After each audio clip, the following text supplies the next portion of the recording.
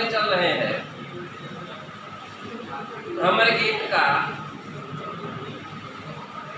इस पद के अंतर्गत गोपियाँ इस बात को बताती है कि अच्छा हुआ कि उद्धव यहाँ पर आए, बहुत काम बढ़िया हुआ, बहुत अच्छा हुआ कि उद्धव गोकुल में आए। करें कि जो हमारे अंदर हृदय की दृढ़ता नहीं थी, हृदय हमारा मजबूत नहीं था, उसको थोड़ा और मजबूती मिल जाती है और हमारा हृदय मजबूत हो जाता है, उसमें दृढ़ता आ जाती है। तो इसलिए उद्धव का आना और ठीक।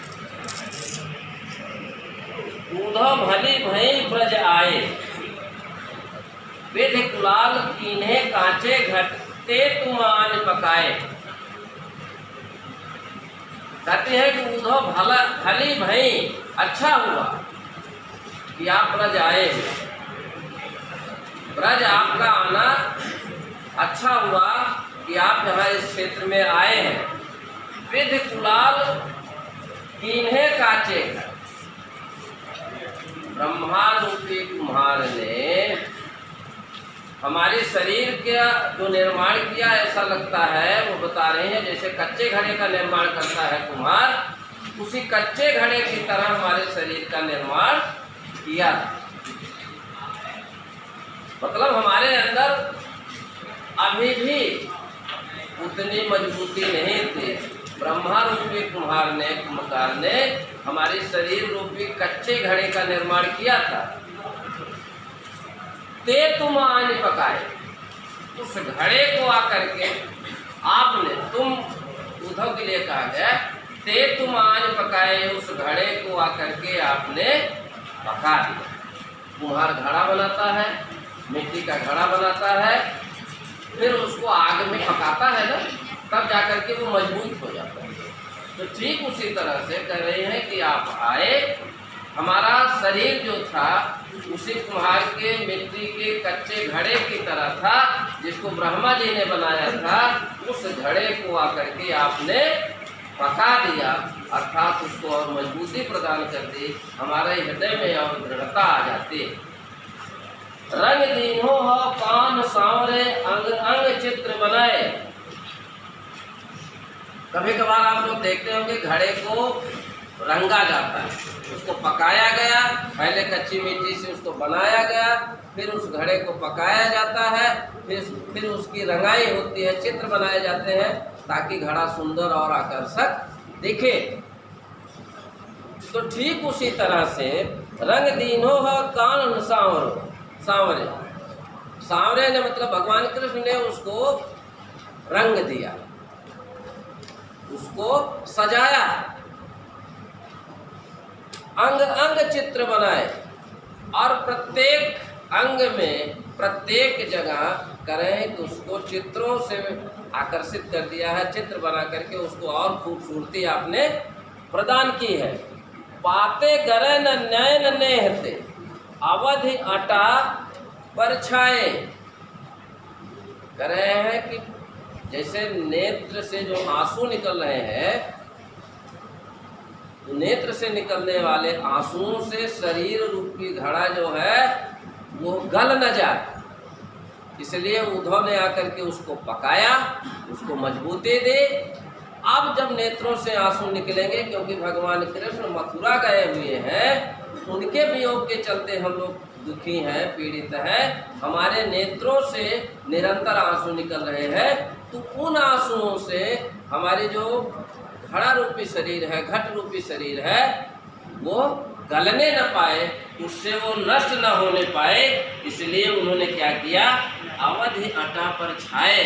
अवध रूपी अटा पर छाए मतलब उन्होंने एक समय दे दिया था, एक समय का निर्धारण कर दिया था, ताकि हम लोग समय का इंतजार करें, समय के साथ रहे।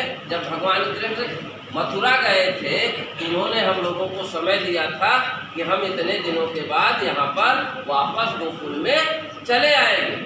तो इसलिए हम लोगों की स्थिति जो है, यद्यपि हमारे नेत्रों से निरंतर आंसू बहते हैं, लेकिन उद्धव ने आकर के हमारे शरीर रूपी घड़े को और मजबूत कर दिया, और उस मजबूती के चलते हमारा हृदय और दृढ़ हो जाता है और मजबूत हो जाता है, जिससे भगवान कृष्ण जो समय दिए थे वापस आने के लिए, वो उसके चलते, उसके कारण हमारे हृदय में व्यथा तो है, पीड़ा तो है, लेकिन उद्धव के आने से वो थोड़ा सा हमारा हृदय जो अत्यंत व्याकुल था वो और मजबूत हो जाता है।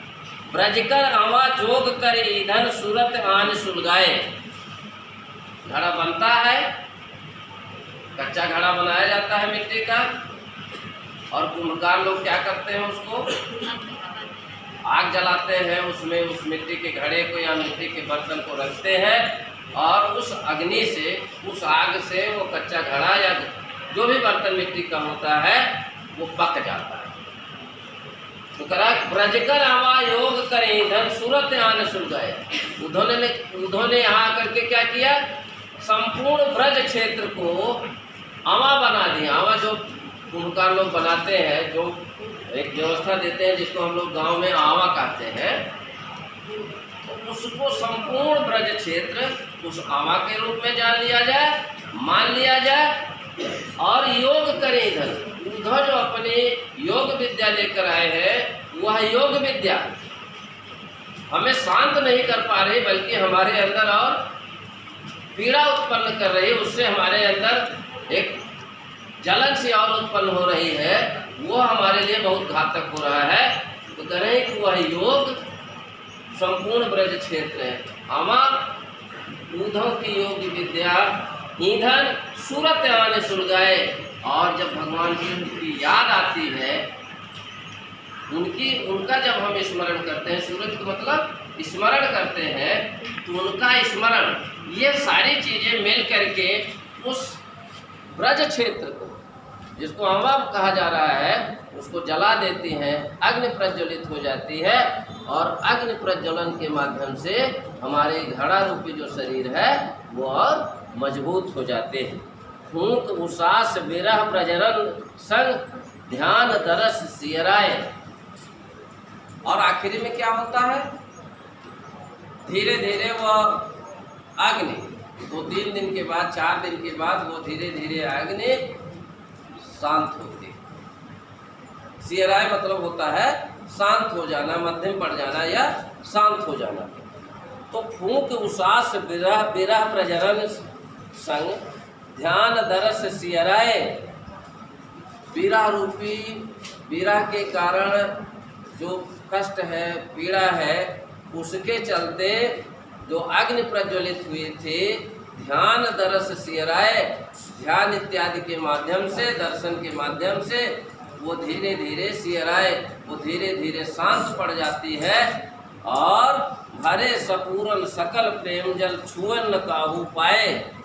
हमारा जब शरीर रूपी घड़ा मजबूत हो जाता है, जैसे आप घड़े में पानी डालते हो, जब घड़ा पक जाता है उसमें पानी डालते हो, तो फिर घड़ा गलता नहीं, न पानी बाहर निकलता है। तो करें ठीक उसी तरह से भक्ति रस रूपी जल हमारे शरीर में भर जाता है, अर्थात हम लोग भगवान कृष्ण की भक्ति का पान करते हैं, और छुअन न काहू पाए। उस प्रेम जल को कोई और छू नहीं पाता है, कोई उसको स्पर्श नहीं कर पाता, अर्थात हमारे शरीर को भगवान कृष्ण के अतिरिक्त और कोई स्पर्श नहीं कर सकता है। राजकाज तय गए सूर प्रभु नंद नंदन कर लाए। कह रहे हैं कि सूरदास जी कहते हैं कि भगवान कृष्ण किसी राजकाज से, किसी राज्य के कार्य से मथुरा गए हुए हैं, और जब वह राज्य का कार्य समाप्त हो जाएगा वो फिर वापस गोकुल को आएंगे। तो राजकाज है गए सूर सब नंद नंदन कर लाए। जो नंद नंदन है अर्थात भगवान कृष्ण है, वो राज्य कार्य के लिए गए हैं, और जब राज्य का कार्य समाप्त होगा तो शायद संभवतः वो वापस मथुरा से गोकुल आएंगे। इस तरह की बातें उद्धव से गोपियाँ बता रही हैं, उद्धव को समझाने का प्रयास कर रहे हैं। जो उद्धव उनको समझाने का प्रयास कर रहे थे गोपियों को, वही गोपियाँ अब उनको बता रही हैं आप आए, आपका आना ठीक हुआ, क्योंकि हम शारीरिक रूप से और मानसिक रूप से दोनों से हमारे अंदर मजबूती आ जाती है, हम और मजबूत हो जाते हैं, हमारे अंदर भगवान के प्रेम के प्रति हमारी मजबूती, हमारी दृढ़ता बढ़ जाती है। इसलिए आपका आगमन बहुत अच्छा है। ठीक, बंद।